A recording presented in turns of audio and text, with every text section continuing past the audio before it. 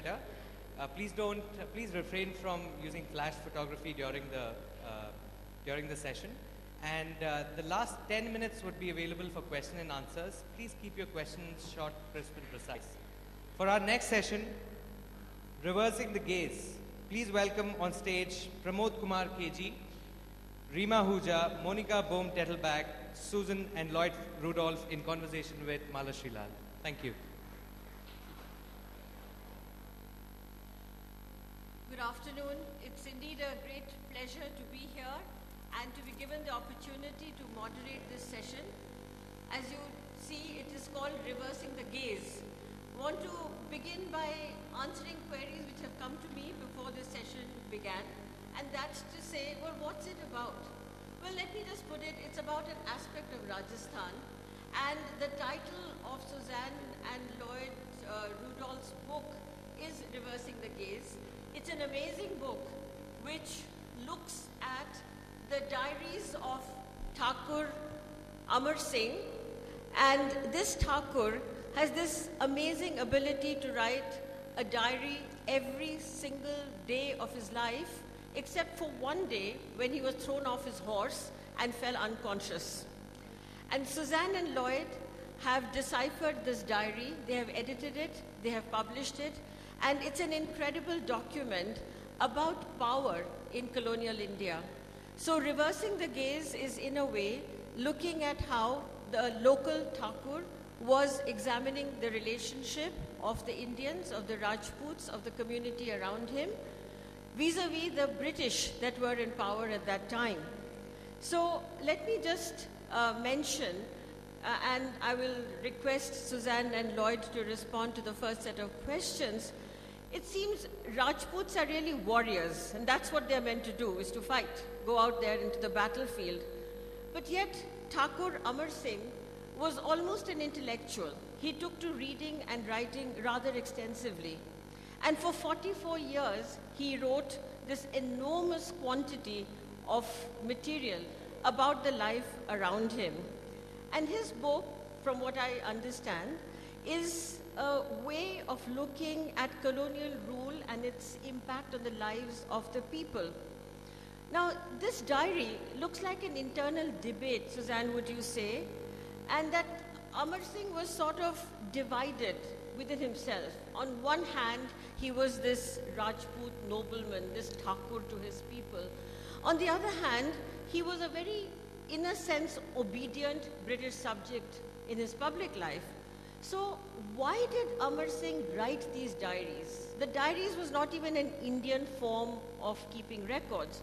So what impelled him to write these diaries in this regular fashion?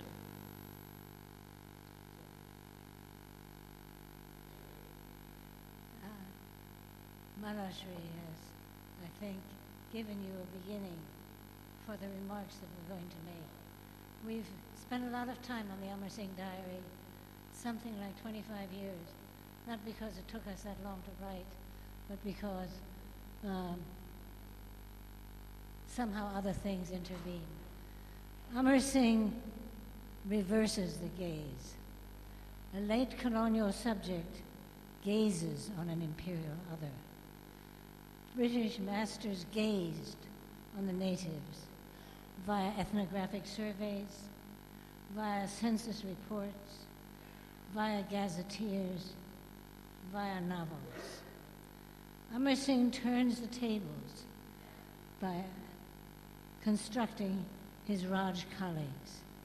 He does so in a diary written for 44 years, from 1898, in the waning days of the Victorian era, to 1942, 3 years into World War II. Why and who is Amar Singh and why did he write the diary? Manashri asked quite rightly, because there are no habits of writing diaries in North India in the 18th century or in the 19th century. Why did he write the diary? He is, among other things, a Rajput, a member of India's warrior ruler class. It is said, I quote, A Rajput who reads will never ride a horse, unquote.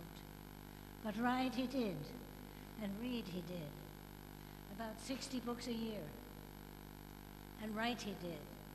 A diary bound in 89 volumes, about 800 pages each. Amar Singh is something of an anomaly, a Rajput intellectual. Amar Singh wrote as a Rajput nobleman and an Edwardian gentleman and officer. His liminal position within and between princely and British India created a double consciousness. He becomes sufficiently self-aware to write reflexively about the Rajput ways of his kin and clan, and about the English ways of the British officers with whom he served. He also writes about the Rajput image constructed by the British, and the British as imagined by his master and mentor, the Jodhpur regent Sir Pratap Singh. Amar Singh stands on the limes, the boundary of two cultures.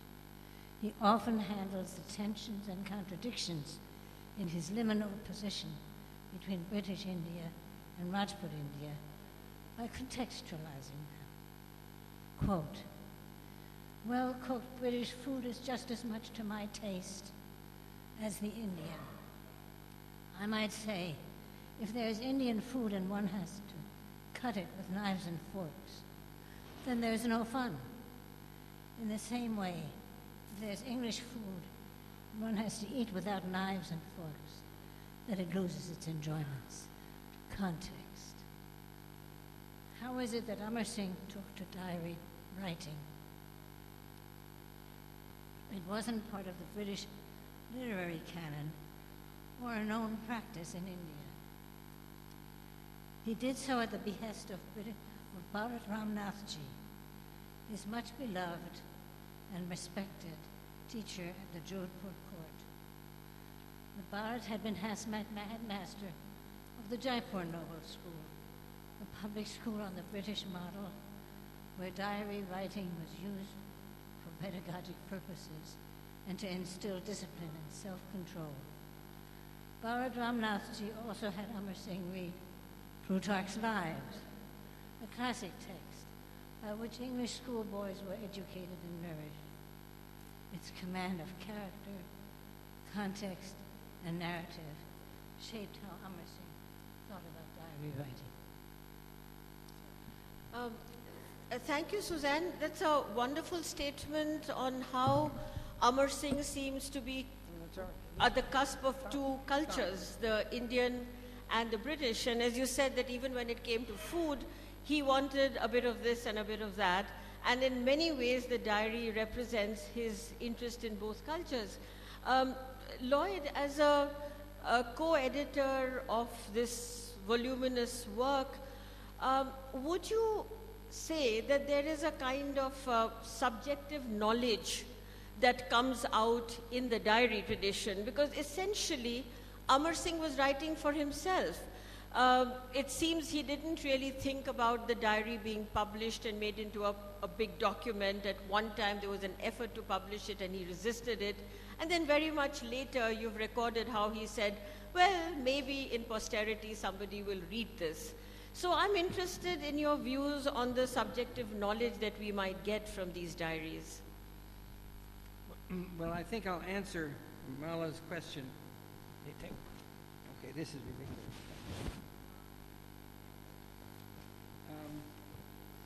By talking about why did he write his diary. He tells us he did so to keep himself amused and for pleasure. The diary becomes his alter ego and best friend. In July 1905, we find him at Mount Abu, where royals and aristocrats have gone to escape the heat. Amar Singh is desperate to find a place to write his diary. He finds a bathroom. Quote, it was quite small, and the table was an awful thing, a small, rickety thing with hardly enough room to hold my diary and my ink pot. I had to put it against the wall to prevent it from moving up and down, and was very happy and once settled, and was very happy, enjoyed writing to my heart's content. End quote. He writes to avoid the boredom of having to endure the mindless talk of empty-headed British military colleagues and Philistine Rajput courtiers, and he writes in private, secretly, to avoid detection of his dissenting and rebellious consciousness. When Sir Pratap, master of the Jodhpur royal court, asked Amar Singh to send his diary to the court biographer, Amar Singh writes that he, quote, would rather destroy the book with my own hands than send it to him. There are pages and pages written to reveal the inner life of the man. He would never speak to me if he once heard my diary. So how did Amar Singh imagine that his diary would remain secret forever? Did Amar Singh believe that it would never be read by others? Did he view his diary as literature? Did he write for the public and for posterity? There is very little explicit discussion of these questions, but what there is suggests that he foresaw a time when his diary would be read by others, at the very moment when he was contemplating destroying his diary, rather than have it read by Sir Pratap's biographer, October 2104, that he has written he writes that he has written his diary, quote, with great delight and interest. It is my ambition to keep on writing so long as I live, in order that people can have an idea of what sort of life I led and what my ideas were. And in 1916, while on a troop ship in the Mediterranean, taking him from the battlefront in France to the front lines in Basra and Aleppo, he, quote, took to reading the Diary of Samuel Pepys. It is an English classic, and I have heard such a lot about it. When I read it, I sometimes think whether in the future someone would print my diary and whether anyone would care to read it. So this is a kind of an indirect way of addressing Malashri's question, that there's a whole subject of, this is a form of subjective knowledge, but I don't think we have time to talk further about it just now. Thank you. Thank you. I think it's an amazing vignette that's captured there of Thakur Amar Singh sitting in a little bathroom somewhere, which is the only space that he can find with a rickety table, and he writes his diary. But he seems like a sort of absolutely compulsive and driven to write about the everyday life. So this kind of in-depth knowledge of a family, of a person that we get from a diary, I'm interested in actually looking at the very opposite, and that's why I'm going to address my next query to Reema Ahuja, who has researched and written this voluminous history of Rajasthan. It's an amazing book of almost 2,000 pages, am I right? And it contains a sweep of information that carries with it incredibly rich information about Rajasthan. So Reema, your book is going laterally across the state, and that's in contrast to what Suzanne and Lloyd have done, which is in-depth knowledge about Amar Singh, his family, the community that he belonged to. Now, I want to look at a particular issue. Rajasthan is said to have a low literacy rate and a very rich oral tradition. Now, when you're writing the history of Rajasthan, and you're talking about gaze, what happens when you contrast the written tradition with the oral tradition? So in your experience of writing the history of Rajasthan, how would you put these two resources into a combination which produces a view or a gaze on Rajasthan? Okay, that's a big one, so I'll try and do some justice to it. But if I can start with a preamble, you know, you quoted about a Rajput who reads cannot write, which is very, will not write, and the other way, which is very interesting because in the course of doing this book I came across, I didn't come across, but there's a well-known epigraph of the 8th century AD in which the king is described, he describes himself, he says, I would love on a free day to listen to bird song, to write a good poem, to watch the moon, and to smell the jasmine. So here you have this image of somebody who is this warrior and everything, who also has an appreciation for finer things of life. And it obviously means by the Amar Singh's time we have a different set of rules, at least for the nobility. But anyway, to come back to your very interesting question about the oral and literary traditions.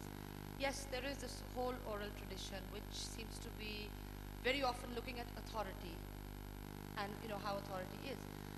And I won't quote the very obvious ones, like the Babuji. I will mention them, obviously, I'm mentioning them. Babuji Par, Dev Narayan Par, which are telling stories of life in Rajasthan with certain other central motives.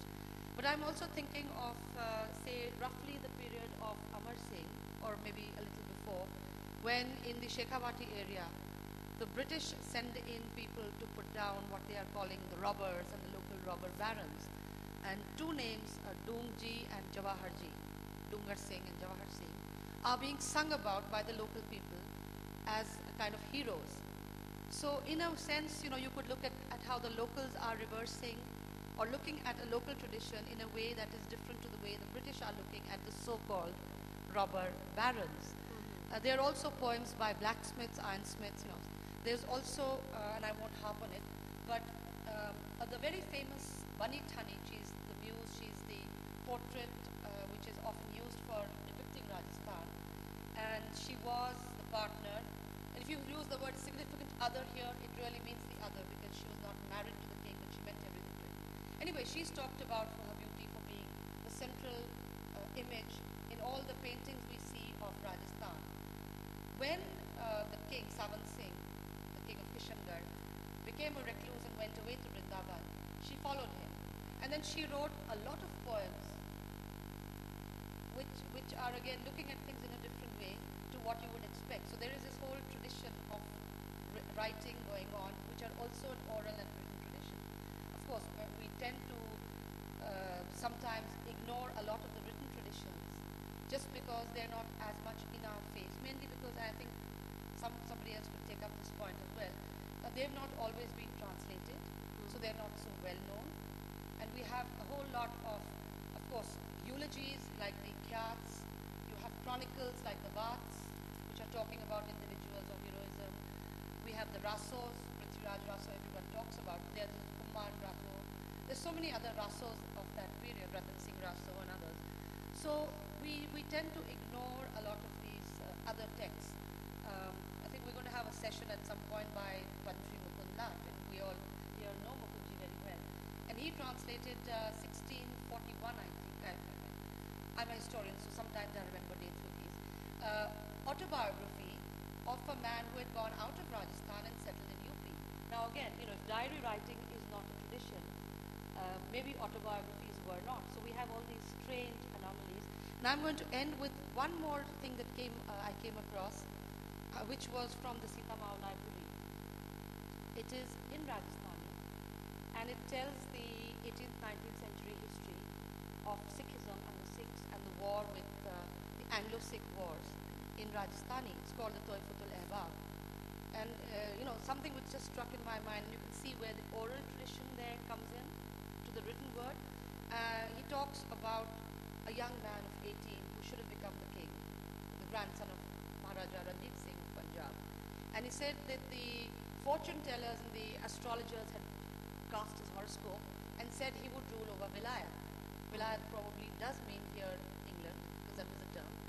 And then it goes on, and a very personalized kind of thing. But he, poor chap, did not live enough to even rule over Lahore. And that passage stuck in my mind. This 18-year-old who was going to be king, the man who would be king. So Rajasthan has this rich tradition, and I think it's not so much that Amar Singh reversed the gaze. Yes, he did. I think it's more like the Rudolphs focused so much that they've drawn our attention to how a certain piece of work can give us a wider insight into what's going on. If it was just called The Diary of Amar Singh, it would still be rich. It certainly helps to have the kind of theoretical framework that Suzanne and Lloyd have given to the diaries. And I thank you, Rima, for drawing attention to other texts and other forms of recording local history and almost epical and mythical kind of narratives that are presented throughout Rajasthan in its oral and its written tradition. What's also fascinating about Rajasthan is that the oral and the written and the musical and the pictorial slide into each other.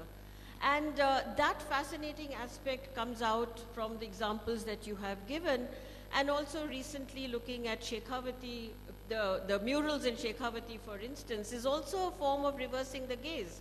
You have the Memsabs in a parasol, you have the railways, you have the motor cars. This is the Indian local artist who's hearing the travelers' tales of people who've been to Europe and then painting it in the walls, over the walls of the Havelis in this remote part of the region. So it's a fascinating phenomenon that the session is now looking at.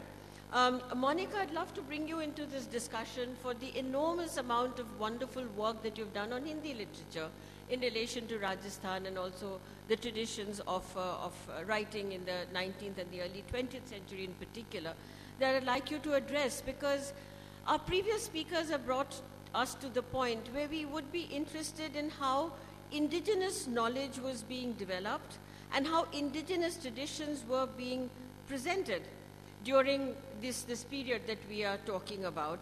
And what were the common people talking about? What were the writers in Hindi looking at?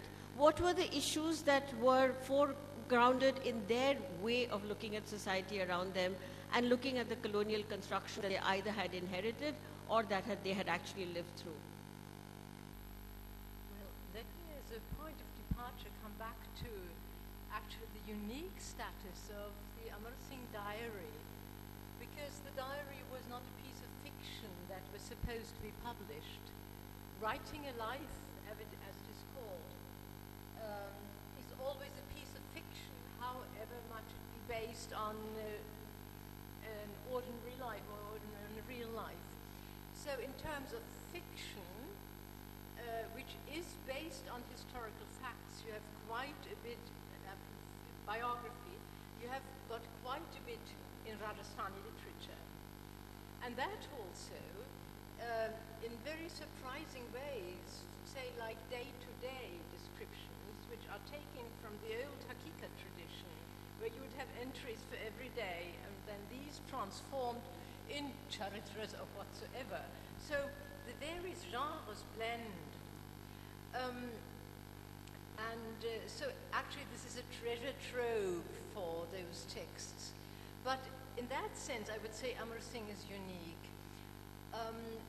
I was also intrigued by the way that you describe actually the reversing of the gaze happening in Amar Singh. And I was wondering if it was for a man who was so directly exposed to the Raj, being a member of the,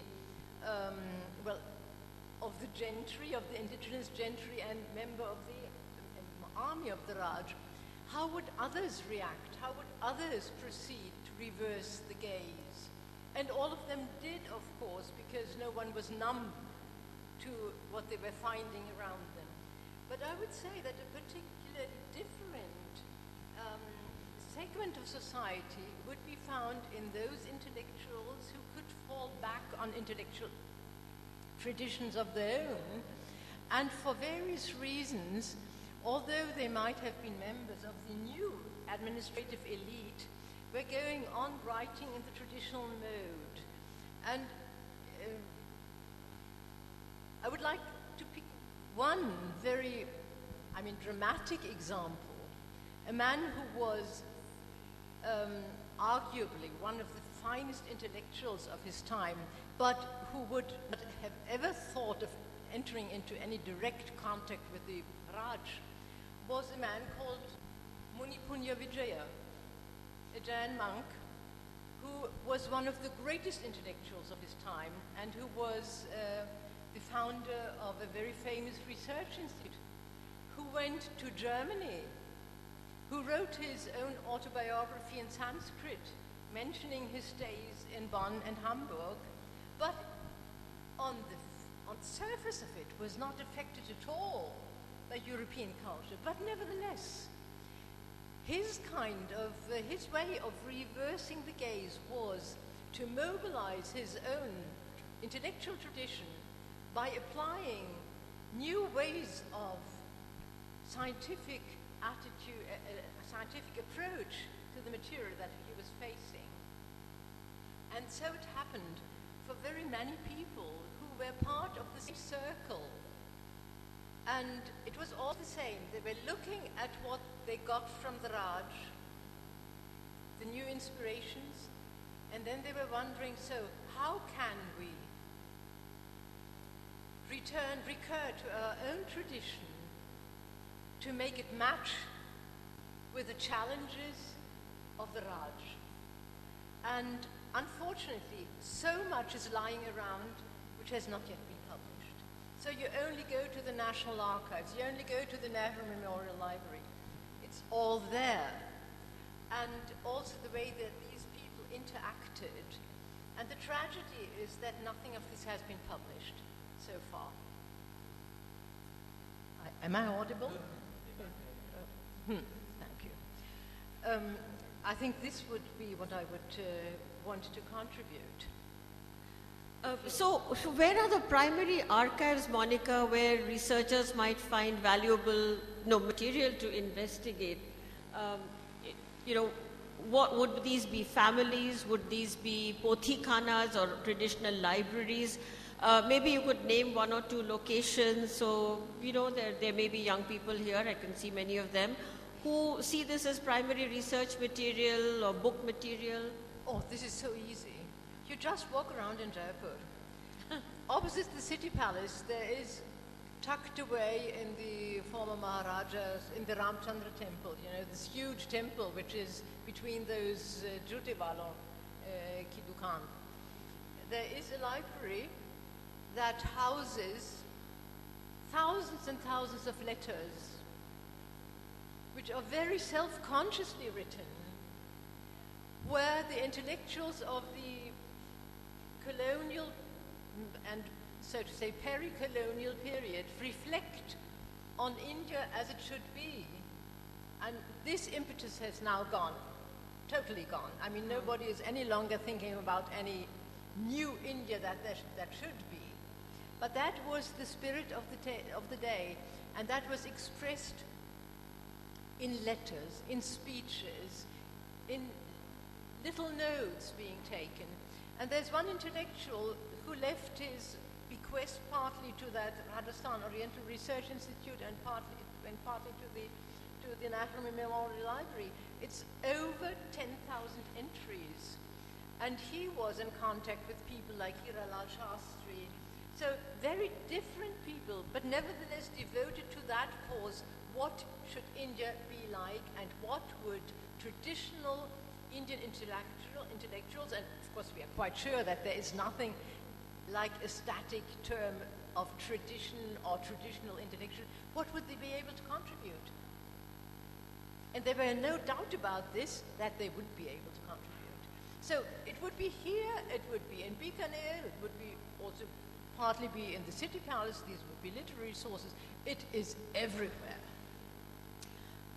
That's the point at which I'd like to turn to Pramod, who has done fantastic work with particularly photo archives. Back to Kanota, probably, and the archives there that Pramod you worked in. You've also worked at Udaipur and Hyderabad, and you worked with Princely Portraits, great book.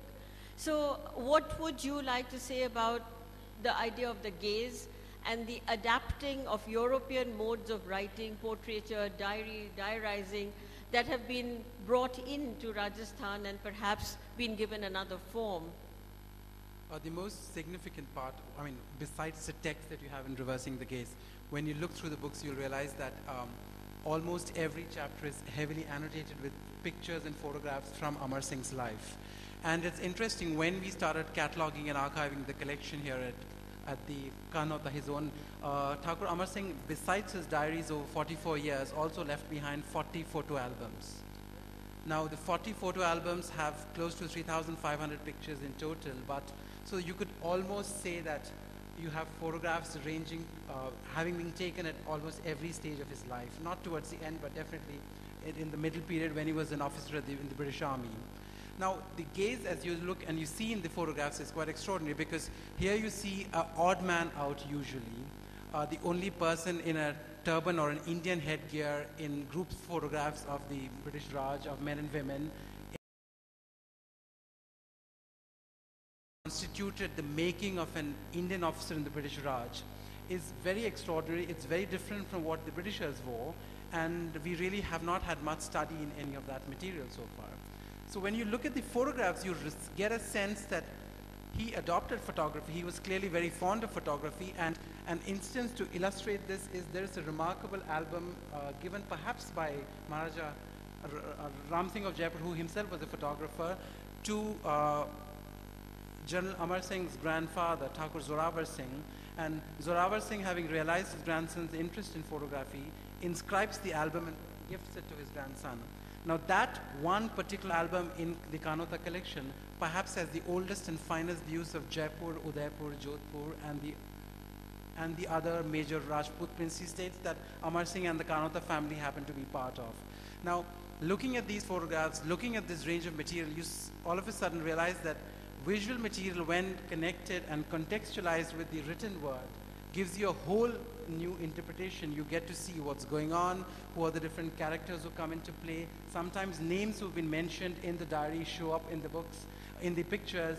And besides this, you also get a great insight into his personal interest, horse riding, polo, shikar, which were at the time atypical pastimes of a certain kind of nobility. But here you had somebody who wrote, who kept a diary meticulously over 44 years.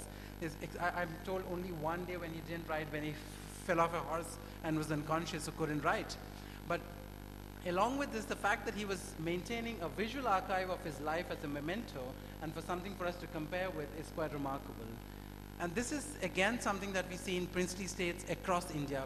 Just like you mentioned, if we saw in our work in Udaipur or in Hyderabad, meticulous photo documentation happened at court, and it's only now that these archives are being looked at and worked on. In Hyderabad, again, it's very significant. In spite of it being a Muslim state, they had a Zanana studio which took photographs of women inside Zanana, which is completely unprecedented, and you don't see it in any of the Rajput states.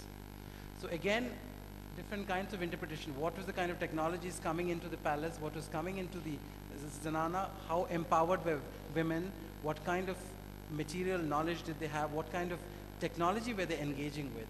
It's only a serious study of all of this collected material that I suspect will give us a clearer picture of the times and help us understand where we are now. Yeah, it's fascinating because for a very, very long time, it was Todd's Annals of Rajasthan that everybody referred to. And fascinating though his work is, it's a particular way of looking at the community and its stories and freezing some of those in forms that were not actually authentic to the original, let's put it that way. And it's only been in the last couple of decades, and we begin to see sort of the counter discourse to Todd in a sense, that we are getting back to the roots, back to the indigenous knowledge sources and coming up with what was actually there that Todd interpreted in his own way. So this is a question to any of you, that this reversing the gaze, does it make us declassify a book like Todd's? I mean, do we then say, okay, that is a historical book in a sense. It has its own cultural milieu.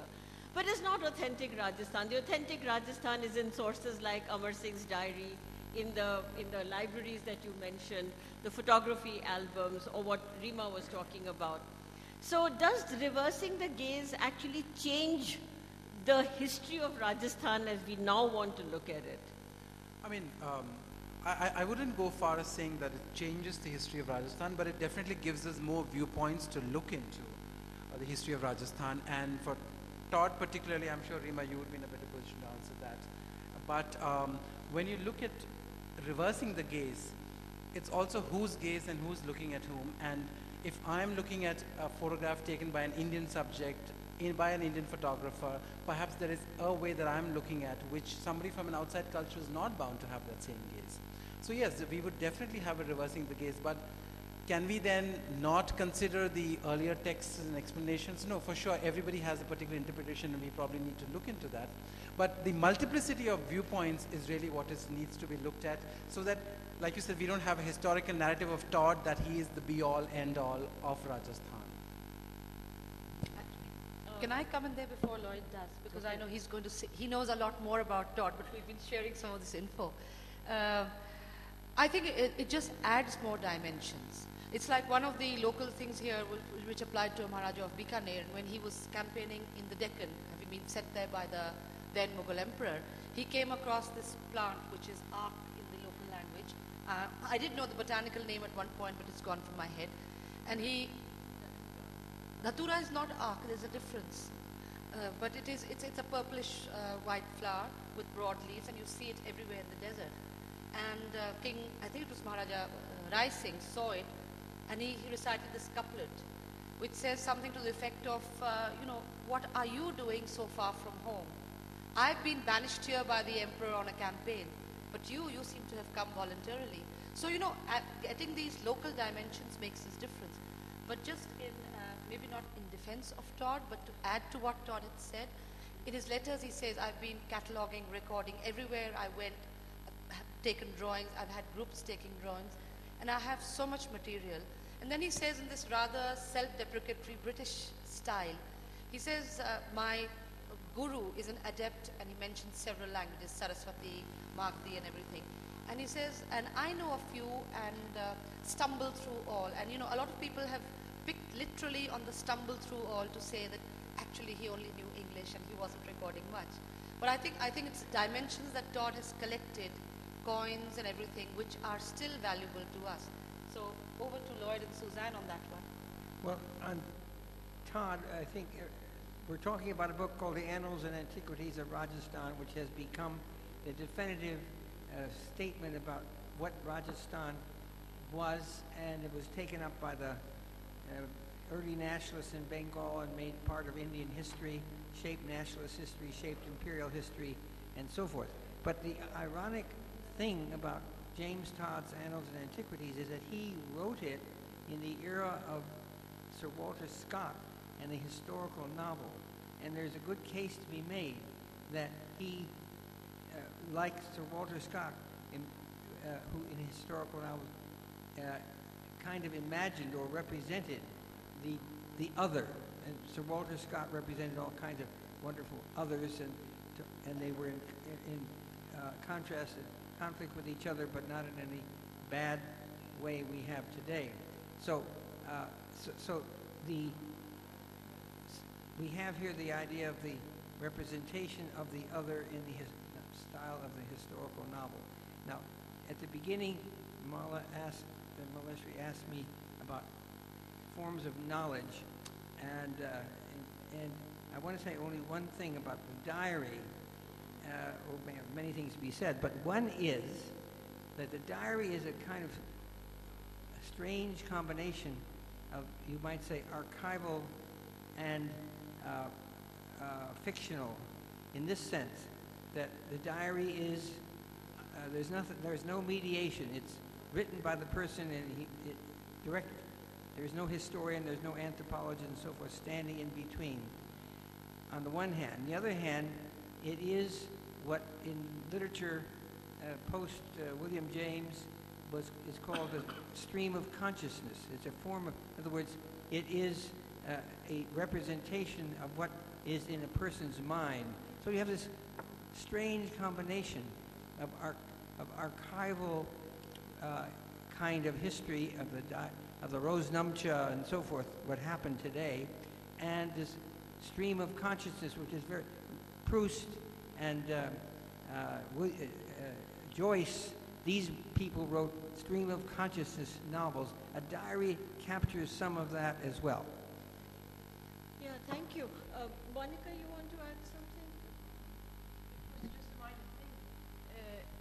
If we are talking of Todd, I mean, Todd has been belabored so much, but he also reversed the gaze in more than one sense. One thing was, as you said, this reference to those Sir Walter Scott and the recent invention of a tradition in Britain itself. But also, was he taking stock of his extremely critical position of himself, because he was so much criticized for what he did when he wrote his history of Rajasthan, for sympathizing too much with the subjects of the Raj. So as you see, his dedication, which to the then king, he so clearly expresses that actually it was quite doubtful what Britain was doing in India at all. So in many ways, he was sort of trying to shift the gaze all the time to do justice to his very precarious position. I think Suzanne has a vital point to add. Wait. Let's get you the mic. Here you go. I have a simple point to make. Monica has made much of the fact that that all those materials are lying around in the chowrahas of Jaipur, and we haven't written them up, and no one has taken them. Why is that? She's asking why is it that no people Yeah. I've been ever since I've worked on materials that are lying around in Bikaner, basic materials, say the diplomatic correspondence of the Jaipur court with the Mughals. It's also nicely catalogued, and you would only have to have a couple of people who would sit down patiently and put these things together and lay them before their readership as sources, because this is what we are lacking so badly. I do not know why it happens. Is it a kind of todified picture of Rajasthan that we still cherish? You think it's, quote, Indian ignorance of history? I don't think that Indians are ignorant of history. I do not think so, because if you have states that have documented the history for every day, as it is, I mean, these things are lying around. The Jaipur collection alone in the Bikaner archives occupies 150 shelf meters every day. So there is no lack of history, unless you put it in this way, that you address the question, do we learn from history? Do we have to write history in order to give us a lesson? That would be a But different we assume matter. that Rosanamcha and Haritra are not history. If we start with that kind of Yes. definition of history, Yes.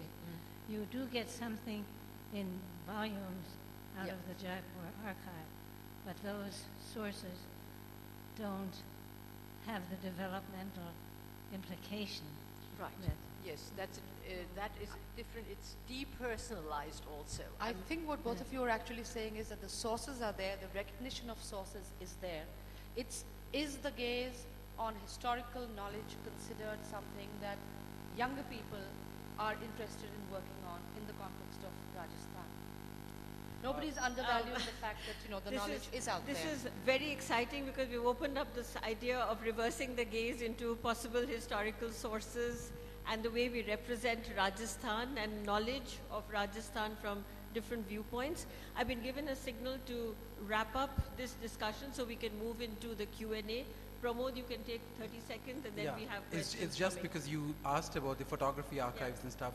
Going back to James Todd, even though we didn't have the camera at his time, we had the camera obscura, a precursor to the camera, and it's very interesting. In Todd's travels in Western Himalaya, in Western Rajasthan, he mentions clearly that to amuse the ailing son of Maharana Bhim Singh of Udaipur, he uses a camera obscura, which means that he perhaps had his, besides, we know the fact that he collected a lot of art and paintings, he also had a visual documenting going on besides the written word.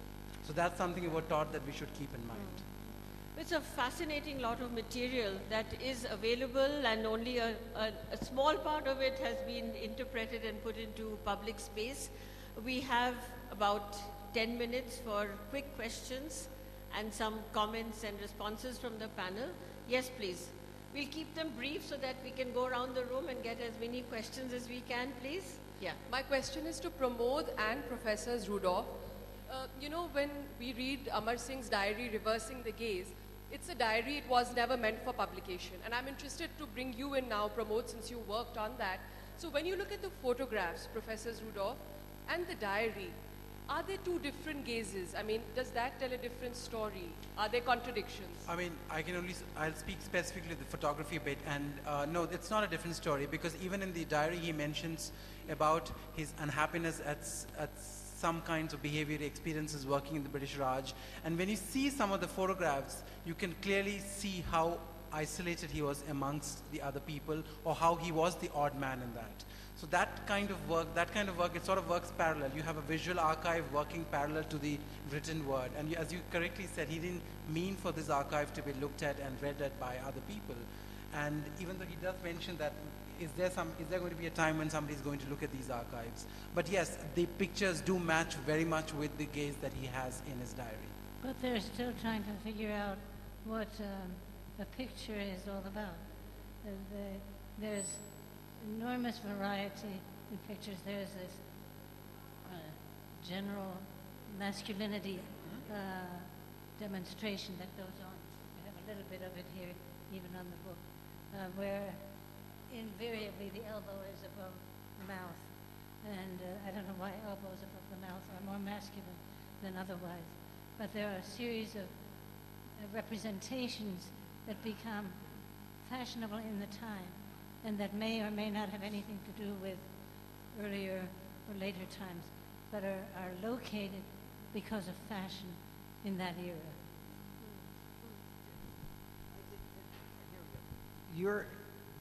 Is this addressing your question? I don't know. You wanted. I think we should may go on to another question. Yeah, whether the diary was to be published was part of it. Oh, whether the diary.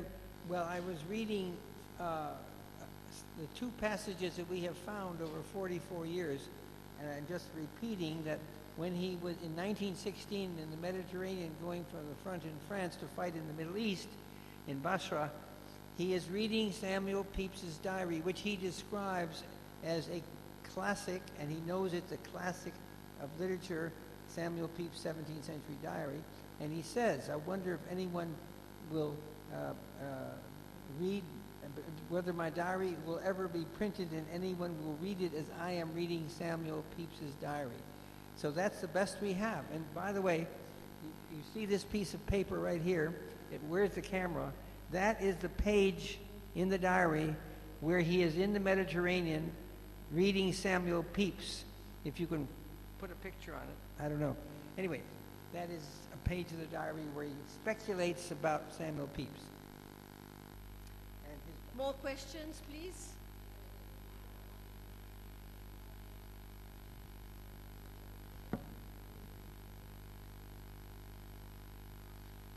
Do the panelists want to ask a question of each other? What's that? Do you have a question? We have a question from each other. Oh, from each other, yeah. What effect did reading the diary, did it have any effect on your judgment concerning the nature of Indian literature, literary productions in the 19th century? No, studying while reading the diaries, we were constantly trying to connect it to the photography and to the other visual material and to material culture present inside Kanota. Our aim was constantly to see, because it was going to be converted into a library come museum, where there's specific passages that would connect to the objects that we saw. And all the objects that he used in his everyday life for sure connected most necessarily with it. But we also realized that he had a clear conservator's instinct. There are specific times he talks about how he wished his grandparents would look after the structure of Kanota better. He talks about keeping and maintaining certain rituals and functions to go on. And his whole preservationist stance towards maintaining culture, and of course, when we talk of culture, we have to realize this is 60 years back at his time. I mean, when he passed away, the way they looked at their culture, which, as you correctly put, was a very masculine way of looking at many things, actually. But yes, he definitely had a conservator's zeal towards material culture within his own. Of course, I shouldn't stress the masculinity side, since women were included in pictures except for Ram Singh. Yeah, except for Ram Singh. But then again, for Ram Singh, we have a very particular kind of woman who was included in the photographs. It was not women within the court or the family. It was more the dancing girls, the musicians, and the others whose pictures he took. So that also affects. Sorry, I think I'd like to turn to Monica for a few minutes. If you would like to address the audience also in this area that we are discussing, that why is it that there is so much about the tourism in Rajasthan, the music of Rajasthan, the entertainment so-called through dance and performance forms of Rajasthan, but so little academic interest in the archival material of Rajasthan. Do you think your books, your contributions is going to create this interest, or where do we move from here? I mean, how do we bring Rajasthan into the area of deep analytical historical study, because all this rich material is sitting around unexplored? I think for a while it would be good to sit back and drop this whole idea of chivalrous Rajasthan. This is where we have got stuck in a way, apart from excellent specialized studies.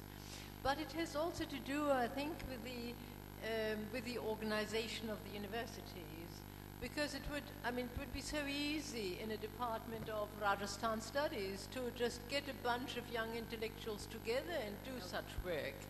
But there is no organizational background for this. And I think it's not that the interest is missing, because as you address scholars, they are interested. But sustained work needs money, it needs an organization, and it needs recognition. As long as one goes on harping so much upon the word of heritage, what do we mean by heritage? Heritage culture becomes a totally dysfunctional culture. And only as long as a culture is functional, it is interesting. And this is where it becomes so critical.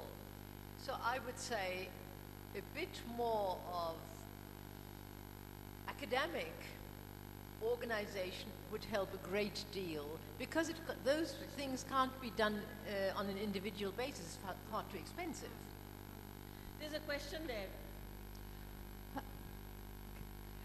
Actually, it's not really a question. It was a rudimentary observation I don't think I've really thought through, but I'm not very familiar with the subject of what you're talking about. It's just the whole theme of the gaze, which I find fascinating in context of today, in the times of social media, where we are the subject ourselves and we are projecting or creating a certain gaze about us. And I was just thinking about, when we are creating, and we're doing a lot of photo documentation of ourselves, creating a lot of diaries in terms of blogs, in terms of lots of writing. Are we conscious, are we doing it keeping in mind how, we are not doing it keeping in mind how the future would consume it. We are doing it for the sake of it. Is that similar to how it was in the past, in the sense that were they conscious of the fact that this is for the posterity, or it is for the, how conscious was the process of archiving in the past as compared to what we are doing today, where we are just doing it for the currently. Maybe we are embarrassed of what we did in the future. That's a very interesting question, because the person who's writing does not know that he or she will become a part of a future archive. And as the professors Rudolphs have reminded us, that Amar Singh didn't write the diaries to ever even become public. But today it is a part of the archives, or as Monica is reminding us that there is reams of material that is sitting around. People didn't write for the sake of archives, of course. But now that we have inherited the archives, it is a way of analyzing where we stand vis-a-vis history.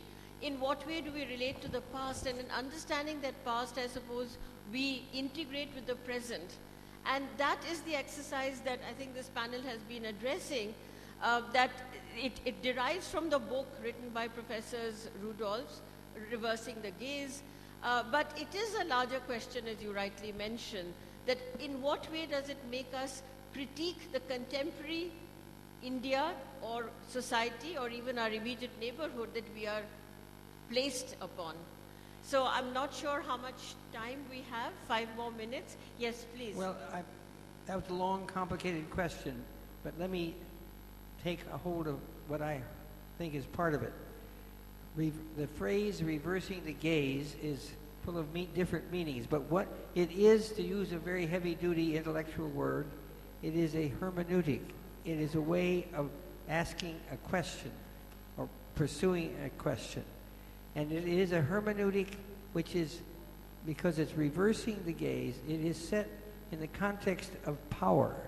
Those with power tend to be in a position to gaze on the less less powerful people and tell them what they're like, who they are, and how they live. When you're talking about reversing the gaze, and this is in part what's happened in Amar Singh's diary, he is already turning the tables on the British masters, the British rulers, the Raj, by telling them something about what he, as a colonial subject, thinks of the imperial masters. So reversing the gaze can be used in a variety of ways, but one way is reversing the situation where the powerful tell the people with less power who they are, and then the people with less power, when they get some confidence and some power, begin to tell the rulers, the top guys, what they're like. Okay, one last question. I think from the end of the room, please. Yes. Pardon me, I wasn't part of the whole talk if it has already been addressed, but I have a question that a very deep analytical study of, like taking example of Rajasthan, would the art hold the same essence? Because whatever I have seen of Rajasthan is mostly folk art. And one very important part of the folk is it to remain a raw. And I don't know if having so much study, would it make it a classical thing? Pramod, I'll let you take that last question, please. It's about folk art. No, if I'm not mistaken, your query was that what you've seen so far is bulk of what you've seen is folk art. Yeah. No, that's probably because that is the area that you've had most access to. But there is a clear classical tradition of music, painting, dance in Rajasthan across the board. And we have a whole lot of literature available, material available on the classical tradition as well. And yes, it is out there if one were to go out and want to see it. Thank you. May I thank the audience for being here and paying such deep attention to the conversation on the dais. I thank all the panelists for their very thoughtful presentations and the conversation on stage and with the audience. Thank you very much.